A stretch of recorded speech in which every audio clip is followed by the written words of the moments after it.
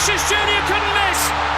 ব্রাজিলের 3টা গোলেও এত উল্লাস হয়নি যতটা না হয়েছে নেইমার মাঠে নামায়। ৭৬তম মিনিটে সমর্থকদের ৩ বছরের অপেক্ষার পর অবশেষে মাঠে নামেন নেইমার জুনিয়র। যদিও নামের পাশে বিশেষ সুবিধা করতে পারেনি, তবে সমর্থকরা সেই বিষয়ে কোনো ভ্রুক্ষেপই করছে না। নকআউটের আগে ফিট নেইমারকে পেয়ে যেন জয়ের আনন্দে মেতে উঠেন তারা।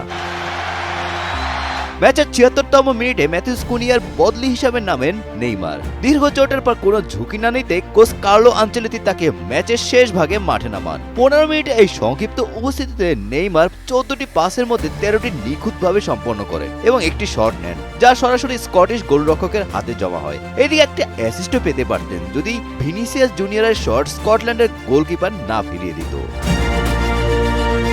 নেইমার মাঠে ফেরায় ভক্তদের দীর্ঘদিন আশা মিটলেও চোট পরবর্তী জড়তার কারণে যে তার পুরনো জাদু বা চেনা ছন্দ দেখার প্রত্যাশা ছিল তা পুরোপুরি পূরণ হয়নি। গোল বা অ্যাসিস্ট না পেলেও একই ম্যাচে ইতিহাস গড়েছেন নেইমার। প্রথম ব্রাজিলিয়ান ফুটবলার হিসেবে 4টি ভিন্ন বিশ্বকাপে ঐতিহাসিক 10 নম্বর জার্সি পরে খেলার অনন্য নজির গড়লেন তিনি।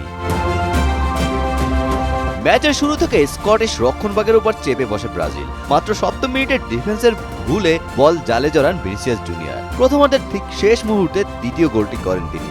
ম্যাচের ৬০তম মিনিটে ব্রুনো গিউমারেজের অ্যাসিস্ট থেকে দলের পক্ষে তৃতীয় ও শেষ গোলটি করেন ম্যাথিউস কুনিয়া। গোলাম রাব্বানি, টাইমস টুডে।